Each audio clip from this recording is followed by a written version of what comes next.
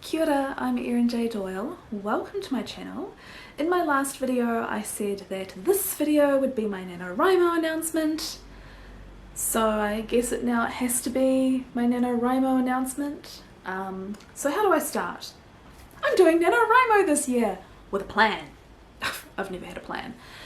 So I've previously done Nano twice. Once I was working with no plan, but with a lot of thought. So I hadn't written character sheets or actually plotted out anything. I was just had spent a lot of time thinking about the story because it fitted in with my larger epic historical fantasy that I've been thinking about for forever and had already completed one draft novel for, and this was going to be a new story within that bigger thing. And that time I hit somewhere around 20,000 words, but I was really happy with the quality, and eventually those pieces will be used in something that I just have to get around to writing. The next time I did it, I, for some unholy reason, decided to start with literally nothing, just an opening sentence. No idea of characters or of plot or anything, and yes, I hit 50k by the end of the month, but it was garbage. Like, if I had written it on actual paper, I would have burned it by now. Kind of garbage.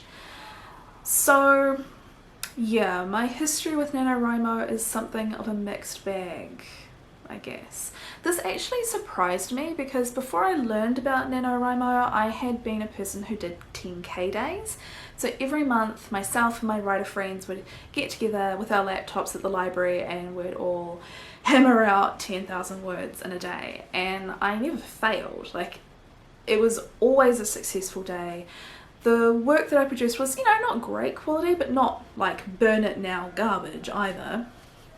So I had always thought that Nano would be a cinch. Of course I can write 50,000 words in 30 days. I can write 10 in 1. Yeah, I think I must have been much younger back then. However, I have a lingering question from younger me that I've never tried to answer because it's an insane endeavour for a start, but also because I never had the opportunity. And I've realised this year I actually have the opportunity. So what younger me was always curious about was, if I had the time and I put in a little bit of preparation, could I, instead of doing one 10k day, do maybe 2 consecutive 10k days, or 3, or could I in fact write, say, 70,000 words in 7 days? Now of course the short answer is no. No one can do that. No, no, no. Stupid old younger me. Stupid old younger me. Past me was a fool. But the question lingers. And unlike past me, I've become something of a planner. So I was writing 10k with nothing, just words and a vague idea. And this time, I have a scrapbook of stuff. So I actually have a plan. So it seems like if I'm ever going to try and do consecutive 10k days, this would be the time to do it. I have a story where instead of just having to mine the very depths of my mind to try and come up with the next word, I can just refer to my handy dandy list of what needs to be done next. It would actually be interesting if with a plan I can't write 10k at all, but that's a whole other question. I need to learn to gesture less, especially given that you can't see my hands for half of my gestures and you just get my fingertips. Not the point. Potentially I now have this story which could become consecutive 10k days because I don't think it would be as hard to write to a plan as it is to write from no plan. Maybe. This year is also a little bit unusual in that I was meant to go to Japan and Korea in the middle of this year, and obviously that didn't happen. But I didn't take a holiday at all, I worked straight through, so now I have a whole bunch of paid holiday leave owing. So I could potentially take some leave in November and just write full-time, like write 8 hours a day instead of go and do science for 8 hours a day. So the potential for doing consecutive 10 or say 10k days suddenly exists, because it wouldn't be my weekend and then, oh my god, I didn't do the groceries or any housework and it's Monday and I've got to go to work. It would just be like, I've done a couple of 10k days and I can still catch my breath, kind of thing.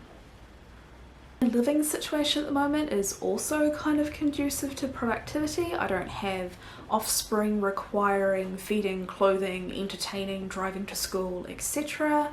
I don't even have a plant to water or a pet to walk. I can actually completely focus all of my time on what I'm doing when I'm at home, and so potentially that should improve my productivity as well. So yes, I have this crazy idea, like legitimately crazy, stupid idea, no one should try it, but I have this idea and I have the time and the quiet to do it. I think what I want to do is not say I'm going to write 70k in 7 days, although oh my god, wouldn't that be glorious, but I want to take a week to focus on my writing. And if I can do consecutive 10k days, then sure, that answers past me's question and would be very impressive and I'd be very pleased. If I can't, well, that's also fine, because it's a ridiculous undertaking. But it would also mean that I had maybe done some writing and then also managed to fit in, you know, a trip to the movies, because movie theatres are open again, or whatever. So that's what I'm thinking about doing. I can't at the moment completely commit because I may have to work on the first weekend of November. As to the story that I'm going to be writing, it's actually something that I've been kind of sitting on as a premise for years. I don't know exactly when I had the idea. I want to say like 2008, 2010, but it's just been a premise. I hadn't really worked on it at all until earlier this year. Long, convoluted, but probably not very interesting story short, I found myself planning it, and this is when it blew out into this massive scrapbook of bits of paper and stuff. So I have two potential working titles for it. One I think is the classier title, but is also the title of a recently released Neil Gaiman novel. Damn. And then I have kind of the hilarious title, which, yes, I mean it's hilarious, but I don't know how I feel about it. So this leaves me with a dilemma on what to title my piece. So for now I'm just going to refer to it as my fairy tale retelling and leave it at that. So I think what I'm going to do for the next few days is revisit my plan and make sure that it's kind of as robust as I remember it being, and I think I need to revisit my plan for each chapter and make sure that the scenes actually work, because I think I did something slightly weird. So I need to do that, like double check that it all works. And yeah, I'll be back next week to let you know how that went, if I've had a horrifying panic and decided, oh no, I don't know what I planned, but it wasn't a novel. Or maybe I'll be feeling optimistic, who knows. So I'll see you then. If you liked this video, you know what to do, and I'll see you next time. Bye! Before I go, for those of you who have been watching my writing updates, I'm almost there.